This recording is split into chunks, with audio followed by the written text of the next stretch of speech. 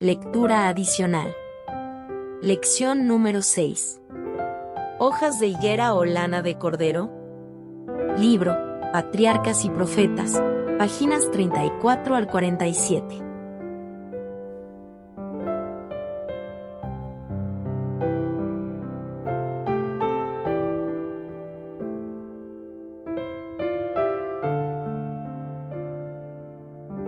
Le dijo que al comer del fruto de este árbol, alcanzarían una esfera de existencia más elevada, y entrarían en un campo de sabiduría más amplio. Añadió que él mismo había comido de ese fruto prohibido y como resultado había adquirido el don de la palabra. Insinuó que por egoísmo el Señor no quería que comieran del fruto, pues entonces se elevarían a la igualdad con él. Manifestó Satanás que Dios les había prohibido que gustasen del fruto de aquel árbol o que lo tocasen, debido a las maravillosas propiedades que tenía de dar sabiduría y poder. El tentador afirmó que jamás llegaría a cumplirse la divina advertencia, que les fue hecha meramente para intimidarlos. ¿Cómo sería posible que ellos murieran? ¿No habían comido del árbol de la vida? Agregó el tentador que Dios estaba tratando de impedirles alcanzar un desarrollo superior y mayor felicidad. Esta es la labor que Satanás ha llevado adelante con gran éxito, desde los días de Adán hasta el presente. Tienta a los hombres a desconfiar del amor de Dios y a dudar de su sabiduría. Constantemente pugna por despertar en los seres humanos un espíritu de curiosidad irreverente, un inquieto e inquisitivo deseo de penetrar en los inescrutables secretos del poder y la sabiduría de Dios. En sus esfuerzos por escudriñar aquello que Dios tuvo a bien ocultarnos, muchos pasan por alto las verdades eternas que nos ha revelado y que son esenciales para nuestra salvación. Satanás induce a los hombres a la desobediencia llevándoles a creer que entran en un admirable campo de conocimiento. Pero todo esto es un engaño. Engreídos por sus ideas de progreso, pisotean los requerimientos de Dios, caminando por la ruta que los lleva a la degradación y a la muerte. Satanás hizo creer a la santa pareja que ellos se beneficiarían si violaban la ley de Dios. ¿No oímos hoy día razonamientos semejantes? Muchos hablan de la estrechez de los que obedecen los mandamientos de Dios, mientras pretenden tener ideas más amplias y gozar de mayor libertad. ¿Qué es esto sino el eco de la voz del Edén, el día que comáis de él, es decir, el día que violareis el divino mandamiento, seréis como Dios? Satanás aseveró haber recibido grandes beneficios por haber comido del fruto prohibido, pero nunca dejó ver que por la transgresión había sido desechado del cielo. Aunque había comprobado que el pecado acarrea una pérdida infinita, ocultó su propia desgracia para atraer a otros a la misma situación. Así también el pecador trata de disfrazar su verdadero carácter. Puede pretender ser santo, pero su elevada profesión únicamente hace de él un embaucador tanto más peligroso. Está del lado de Satanás y al hollar la ley de Dios e inducir a otros a hacer lo mismo, los lleva hacia la ruina eterna. La serpiente tomó del fruto del árbol prohibido y lo puso en las manos vacilantes de Eva. Entonces le recordó sus propias palabras referentes a que Dios les había prohibido tocarlo, so pena de muerte. Le manifestó que no recibiría más daño de comer el fruto que de tocarlo. No experimentando ningún mal resultado por lo que había hecho, Eva se atrevió a más. Vio que el árbol era bueno para comer, agradable a los ojos y deseable para alcanzar la sabiduría, tomó de su fruto y comió. Génesis 3:6. Era agradable al paladar, y a medida que comía, parecía sentir una fuerza vivificante, y se figuró que entraba en un estado más elevado de existencia. Sin temor, tomó el fruto y lo comió. Y ahora, habiendo pecado, ella se convirtió en el agente de Satanás para labrar la ruina de su esposo. Con extraña y anormal excitación, y con las manos llenas del fruto prohibido, lo buscó y le relató todo lo que había ocurrido. Una expresión de tristeza cubrió el rostro de Adán. Quedó atónito y alarmado. A las palabras de Eva contestó que ese debía ser el enemigo contra quien se los había prevenido, y que conforme a la sentencia divina ella debía morir. En respuesta, Eva lo instó a comer, repitiendo el aserto de la serpiente de que no morirían. Alegó que las palabras de la serpiente debían ser ciertas puesto que no sentía ninguna evidencia del desagrado de Dios, sino que, al contrario, experimentaba una deliciosa y alborozante influencia, que conmovía todas sus facultades con una nueva vida, que le parecía semejante a la que inspiraba a los mensajeros celestiales. Adán comprendió que su compañera había violado el mandamiento de Dios, menospreciando la única prohibición que les había sido puesta como una prueba de su fidelidad y amor. Se desató una terrible lucha en su mente. Lamentó haber dejado a Eva separarse de su lado. Pero ahora el error estaba cometido, debía separarse de su compañía, que le había sido de tanto gozo. ¿Cómo podría hacer eso? Adán había gozado el compañerismo de Dios y de los santos ángeles. Había contemplado la gloria del Creador. Comprendía el elevado destino que aguardaba al linaje humano si los hombres permanecían fieles a Dios.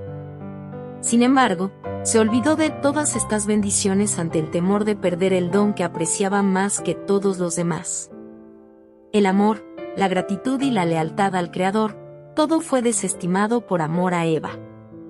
Ella era parte de sí mismo, y Adán no podía soportar la idea de una separación.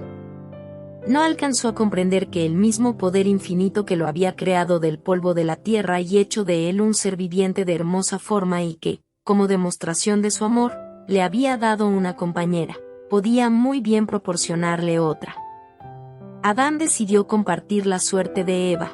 Si ella debía morir, él moriría con ella. Al fin y al cabo, se dijo Adán, ¿no podrían ser verídicas las palabras de la sabia serpiente? Eva estaba ante él, tan bella y aparentemente tan inocente como antes de su desobediencia. Le expresaba mayor amor que antes. Ninguna señal de muerte se notaba en ella, y así decidió hacer frente a las consecuencias. Tomó el fruto y lo comió de inmediato. Después de su transgresión, Adán se imaginó al principio que entraba en un plano superior de existencia. Pero pronto la idea de su pecado lo llenó de terror. El aire que hasta entonces había sido de temperatura suave y uniforme pareció enfriar los cuerpos de la culpable pareja.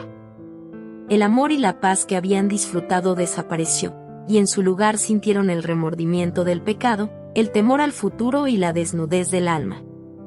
El manto de luz que los había cubierto desapareció, y para reemplazarlo hicieron delantales, porque no podían presentarse desnudos a la vista de Dios y los santos ángeles. Ahora comenzaron a ver el verdadero carácter de su pecado. Adán increpó a su compañera por su locura de apartarse de su lado y dejarse engañar por la serpiente, pero ambos presumían que aquel que les había dado tantas muestras de su amor perdonaría esa sola y única transgresión, o que no se verían sometidos al castigo tan terrible que habían temido. Satanás se regocijó de su triunfo. Había tentado a la mujer a desconfiar del amor de Dios, a dudar de su sabiduría, y a violar su ley, y por su medio, causar la caída de Adán. Pero el gran legislador iba a revelar a Adán y a Eva las consecuencias de su pecado. La presencia divina se manifestó en el huerto. En su anterior estado de inocencia y santidad solían dar alegremente la bienvenida a la presencia de su Creador, pero ahora huyeron aterrorizados, y se escondieron en el lugar más apartado del huerto.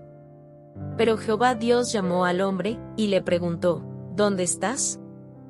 Él respondió, oí tu voz en el huerto y tuve miedo, porque estaba desnudo, por eso me escondí. Entonces Dios le preguntó, ¿quién te enseñó que estabas desnudo? ¿Acaso has comido del árbol del cual yo te mandé que no comieras? Génesis 3, 9-11. Adán no podía negar ni disculpar su pecado, pero en vez de mostrar arrepentimiento, culpó a su esposa, y de esa manera al mismo Dios, la mujer que me diste por compañera me dio del árbol, y yo comí. Génesis 3:12. El que por amor a Eva había escogido deliberadamente perder la aprobación de Dios, su hogar en el paraíso y una vida de eterno regocijo, ahora después de su caída culpó de su transgresión a su compañera y aún a su mismo Creador. Tan terrible es el poder del pecado. Cuando la mujer fue interrogada, ¿Qué es lo que has hecho?, contestó, la serpiente me engañó, y comí. ¿Por qué creaste la serpiente? ¿Por qué la dejaste entrar en Edén? Estas eran las preguntas implícitas en sus disculpas por su pecado. Así como Adán, ella culpó a Dios por su caída.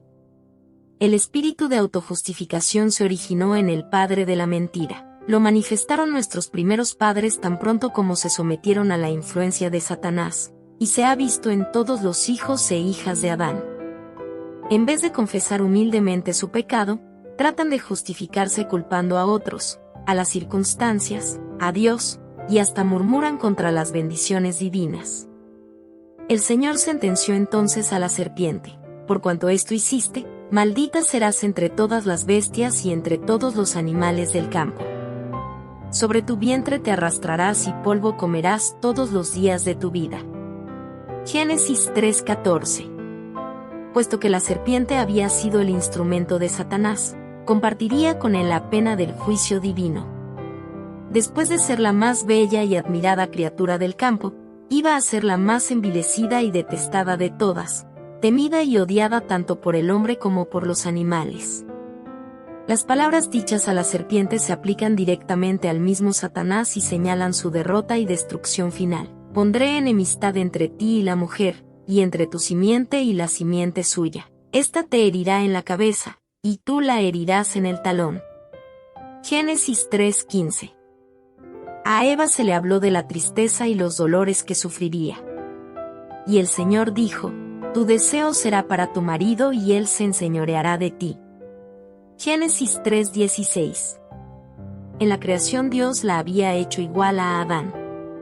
Si hubieran permanecido obedientes a Dios, en concordancia con su gran ley de amor, siempre habrían estado en mutua armonía, pero el pecado había traído discordia, y ahora la unión y la armonía podían mantenerse únicamente mediante la sumisión del uno o del otro.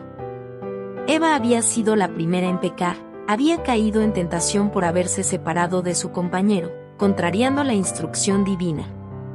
Adán pecó a sus instancias, y ahora ella fue puesta en sujeción a su marido. Si los principios prescritos por la ley de Dios hubieran sido apreciados por la humanidad caída, esta sentencia, aunque era consecuencia del pecado, hubiera resultado en bendición para ellos. Pero el abuso de parte del hombre de la supremacía que se le dio, a menudo ha hecho muy amarga la suerte de la mujer y ha convertido su vida en una carga. Junto a su esposo, Eva había sido perfectamente feliz en su hogar edénico, pero, a semejanza de las inquietas Evas de hoy, se lisonjeaba con ascender a una esfera superior a la que Dios le había designado. En su afán de subir más allá de su posición original, descendió a un nivel más bajo. El mismo resultado obtendrán las mujeres que no están dispuestas a cumplir alegremente los deberes de su vida de acuerdo al plan de Dios. En su esfuerzo por alcanzar posiciones para las cuales Dios no las ha preparado, muchas están dejando vacío el lugar donde podrían ser una bendición. En su deseo de lograr una posición más elevada, muchas han sacrificado su verdadera dignidad femenina y la nobleza de su carácter, y han dejado sin hacer la obra misma que el cielo les señaló. Dios manifestó a Adán: por cuanto obedeciste a la voz de tu mujer y comiste del árbol de que te mandé diciendo, no comerás de él, maldita será la tierra por tu causa, con dolor comerás de ella todos los días de tu vida, espinos y cardos te producirá y comerás plantas del campo. Con el sudor de tu rostro comerás el pan, hasta que vuelvas a la tierra, porque de ella fuiste tomado, pues polvo eres y al polvo volverás. Génesis 3, 17-19. Era voluntad de Dios que la inmaculada pareja no conociera absolutamente nada de lo malo. Les había dado abundantemente el bien y vedado el mal. Pero, contra su mandamiento, habían comido del fruto prohibido, y ahora continuarían comiéndolo y conocerían el mal todos los días de su vida. Desde entonces el linaje humano sufriría las acechanzas de Satanás. En lugar de las agradables labores que se les habían asignado hasta entonces, la ansiedad y el trabajo serían su suerte. Estarían sujetos a desengaños, aflicciones, dolor y al fin, a la muerte. Bajo la maldición del pecado, Toda la naturaleza daría al ser humano testimonio del carácter y las consecuencias de la rebelión contra Dios. Cuando Dios creó al hombre lo hizo señor de toda la tierra y de todos los seres que la habitaban. Mientras Adán permaneció leal a Dios, toda la naturaleza se mantuvo bajo su señorío. Pero cuando se rebeló contra la ley divina, las criaturas inferiores se rebelaron contra su dominio. Así el Señor, en su gran misericordia, quiso enseñar al hombre la santidad de su ley e inducirlo a ver por su propia experiencia el peligro de hacerla a un lado, aun en lo más mínimo. La vida de trabajo y cuidado, que en lo sucesivo sería el destino del hombre, le fue asignada por amor a él. Era una disciplina que su pecado había hecho necesaria para frenar la tendencia a ceder a los apetitos y las pasiones y para desarrollar hábitos de dominio propio. Era parte del gran plan de Dios para rescatar al hombre de la ruina y la degradación del pecado. La advertencia hecha a nuestros primeros padres, porque el día que de él comas, ciertamente morirás, Génesis 2:17, no significaba que morirían el mismo día en que comieran del fruto prohibido, sino que ese día sería dictada la irrevocable sentencia. La inmortalidad les había sido prometida bajo condición de que fueran obedientes, pero mediante la transgresión perderían su derecho a la vida eterna. El mismo día en que pecaran serían condenados a muerte. Para que poseyera una existencia sin fin, el hombre debía continuar comiendo del árbol de la vida. Privado de este alimento, vería su vitalidad disminuir gradualmente hasta extinguirse la vida. Era el plan de Satanás que Adán y Eva desagradaran a Dios mediante su desobediencia, y esperaba que luego, sin obtener perdón, siguieran comiendo del árbol de la vida, y perpetuaran así una vida de pecado y miseria. Pero después de la caída, se encomendó a los santos ángeles que custodiaran el árbol de la vida. Estos ángeles estaban rodeados de rayos luminosos semejantes a espadas resplandecientes. A ningún miembro de la familia de Adán se le permitió traspasar esa barrera para comer del fruto de la vida, de ahí que no exista pecador inmortal. La ola de angustia que siguió a la transgresión de nuestros primeros padres es considerada por muchos como un castigo demasiado severo para un pecado tan insignificante, y ponen en tela de juicio la sabiduría y la justicia de Dios en su trato con el hombre. Pero si estudiaran más profundamente el asunto, podrían discernir su error. Dios creó al hombre a su semejanza, libre de pecado. La tierra había de ser poblada con individuos un poco menor a los ángeles, pero debía probarse su obediencia, pues Dios no había de permitir que el mundo se llenara de personas que menospreciaran su ley. No obstante, en su gran misericordia, no señaló a Adán una prueba severa. La misma levedad de la prohibición hizo al pecado sumamente grave. Si Adán no pudo resistir la prueba más ínfima, tampoco habría podido resistir una mayor, si se le hubiesen confiado responsabilidades más importantes. Si Adán hubiera sido sometido a una prueba mayor, entonces aquellos cuyos corazones se inclinan hacia lo malo se habrían disculpado diciendo, esto es algo insignificante, y Dios no es exigente en las cosas pequeñas. Y así hubiera habido continuas transgresiones en las cosas aparentemente pequeñas, que pasan sin censura entre los hombres. Pero Dios indicó claramente que el pecado en cualquier grado lo ofende. A Eva le pareció de poca importancia desobedecer a Dios al comer del fruto del árbol prohibido y al tentar a su esposo a que pecara también, pero su pecado inició la inundación del dolor sobre el mundo. ¿Quién puede saber, en el momento de la tentación, las terribles consecuencias de un solo paso errado? Muchos que enseñan que la ley de Dios no es obligatoria para el hombre, alegan que es imposible obedecer sus preceptos. Pero si eso fuera cierto, ¿por qué sufrió Adán el castigo por su pecado? El pecado de nuestros primeros padres trajo sobre el mundo la culpa y la angustia, y si no se hubieran manifestado la misericordia y la bondad de Dios, la raza humana se habría sumido en irremediable desesperación. Nadie se engañe. La paga del pecado es muerte. Romanos 6:23. La ley de Dios no puede violarse ahora más impunemente que cuando se pronunció la sentencia contra el Padre de la humanidad. Después de su pecado, Adán y Eva no pudieron seguir morando en el Edén. Suplicaron fervientemente a Dios que les permitiera permanecer en el hogar de su inocencia y regocijo. Confesaron que habían perdido todo derecho a aquella feliz morada, y prometieron prestar estricta obediencia a Dios en el futuro. Pero se les dijo que su naturaleza se había depravado por el pecado, que había disminuido su poder para resistir al mal, y que habían abierto la puerta para que Satanás tuviera más fácil acceso a ellos. Si siendo inocentes habían cedido a la tentación, ahora, en su estado de consciente culpabilidad, tendrían menos fuerza para mantener su integridad. Con humildad e inenarrable tristeza se despidieron de su bello hogar, y fueron a morar en la tierra, sobre la cual descansaba la maldición del pecado.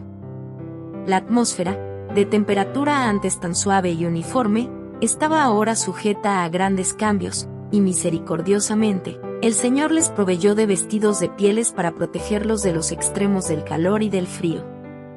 Cuando vieron en la caída de las flores y las hojas los primeros signos de la decadencia, Adán y su compañera se apenaron más profundamente de lo que hoy se apenan los hombres que lloran a sus muertos. La muerte de las delicadas y frágiles flores fue en realidad un motivo de tristeza, pero cuando los bellos árboles dejaron caer sus hojas, la escena les recordó vivamente la fría realidad de que la muerte es el destino de todo lo que tiene vida. El huerto del Edén permaneció en la tierra mucho tiempo después que el hombre fuera expulsado de sus agradables senderos. Véase Génesis 4:16. Durante mucho tiempo después, se le permitió a la raza caída contemplar de lejos el hogar de la inocencia, cuya entrada estaba vedada por los vigilantes ángeles. En la puerta del paraíso, custodiada por querubines, se revelaba la gloria divina. Allí iban Adán y sus hijos a adorar a Dios. Allí renovaban sus votos de obediencia a aquella ley cuya transgresión los había arrojado del Edén. Cuando la ola de iniquidad cubrió al mundo, y la maldad de los hombres trajo su destrucción por medio del diluvio, la mano que había plantado el Edén lo quitó de la tierra. Pero en la restitución final, cuando haya un cielo nuevo, y una tierra nueva, Apocalipsis 21:1, será restaurado y más gloriosamente embellecido que al principio. Entonces los que hayan guardado los mandamientos de Dios respirarán llenos de inmortal vigor bajo el árbol de la vida, y al través de las edades sin fin los habitantes de los mundos sin pecado contemplarán en aquel huerto de delicias un modelo de la perfecta obra de la creación de Dios, incólume de la maldición del pecado, una muestra de lo que toda la tierra habría llegado a ser si el hombre hubiera cumplido el glorioso plan de Dios. La caída del hombre llenó todo el cielo de tristeza. El mundo que Dios había hecho quedaba mancillado por la maldición del pecado, y habitado por seres condenados a la miseria y a la muerte. Parecía no existir escapatoria para aquellos que habían quebrantado la ley. Los ángeles suspendieron sus himnos de alabanza. Por todos los ámbitos de los atrios celestiales, hubo lamentos por la ruina que el pecado había causado. El Hijo de Dios, el glorioso soberano del cielo, se llenó de compasión por la raza caída. Una infinita misericordia conmovió su corazón al evocar las desgracias de un mundo perdido. Pero el amor divino había concebido un plan mediante el cual el hombre podría ser redimido. La quebrantada ley de Dios exigía la vida del pecador. En todo el universo únicamente existía uno que podía satisfacer sus exigencias en lugar del hombre. Puesto que la ley divina es tan sagrada como el mismo Dios, solamente uno igual a Dios podría expiar su transgresión. Ninguno sino Cristo podía salvar al hombre de la maldición de la ley, y colocarlo otra vez en armonía con el cielo. Cristo cargaría con la culpa y la vergüenza del pecado, que era algo tan abominable a los ojos de Dios que iba a separar al Padre y su Hijo. Cristo descendería a la profundidad de la desgracia para rescatar la raza caída. Cristo intercedió ante el Padre en favor del pecador, mientras la hueste celestial esperaba los resultados con tan intenso interés que la palabra no puede expresarlo. Mucho tiempo duró aquella misteriosa conversación, el consejo de paz, Zacarías 6:13, en favor del hombre caído. El plan de la salvación había sido concebido antes de la creación del mundo, pues Cristo es el Cordero, el cual fue muerto desde el principio del mundo. Apocalipsis 13:8. Sin embargo, Fue una lucha, aún para el mismo Rey del universo, entregar a su Hijo a la muerte por la raza culpable. Pero, de tal manera amó Dios al mundo, que ha dado a su Hijo unigénito, para que todo aquel que en él cree no se pierda, sino que tenga vida eterna. Juan 3:16. Oh, el misterio de la redención. El amor de Dios hacia un mundo que no lo amaba. ¿Quién puede comprender la profundidad de ese amor que excede a todo conocimiento? A través de los siglos sin fin, las mentes inmortales, tratando de entender el misterio de ese incomprensible amor, se maravillarán y adorarán a Dios. Dios se iba a manifestar en Cristo, Dios estaba en Cristo reconciliando consigo al mundo. 2 Corintios 5:19. El hombre se había envilecido tanto por el pecado que le era imposible por sí mismo ponerse en armonía con aquel cuya naturaleza es bondad y pureza. Pero después de haber redimido al mundo de la condenación de la ley, Cristo podría impartir poder divino al esfuerzo humano. Así, mediante el arrepentimiento ante Dios y la fe en Cristo, los caídos hijos de Adán podrían convertirse nuevamente en hijos de Dios. 1 Juan 3:2. El único plan que podía asegurar la salvación del hombre afectaba a todo el cielo en su infinito sacrificio. Los ángeles no podían regocijarse mientras Cristo les explicaba el plan de redención, pues veían que la salvación del hombre iba a costar una indescriptible angustia a su amado jefe. Llenos de asombro y pesar, escucharon cuando les dijo que debía bajar de la pureza, paz, gozo, gloria y vida inmortal del cielo, a la degradación de la tierra, para soportar dolor, vergüenza y muerte. Se interpondría entre el pecador y la pena del pecado, pero pocos lo recibirían como el Hijo de Dios. Dejaría su elevada posición de soberano del cielo para presentarse en la tierra, y humillándose como hombre, conocería por su propia experiencia las tristezas y tentaciones que el hombre habría de sufrir. Todo esto era necesario para que pudiera socorrer a los que iban a ser tentados. Hebreos 2:18. Cuando terminara su misión como maestro, sería entregado en manos de los impíos y sometido a todo insulto y tormento que Satanás pudiera inspirarles.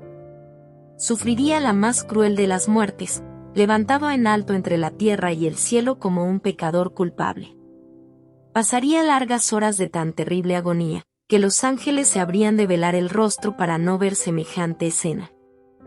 Mientras la culpa de la transgresión y la carga de los pecados del mundo pesaran sobre él, tendría que sufrir angustia del alma y hasta su padre ocultaría de él su rostro. Los ángeles se arrodillaron ante su soberano y se ofrecieron ellos mismos como sacrificio por el hombre.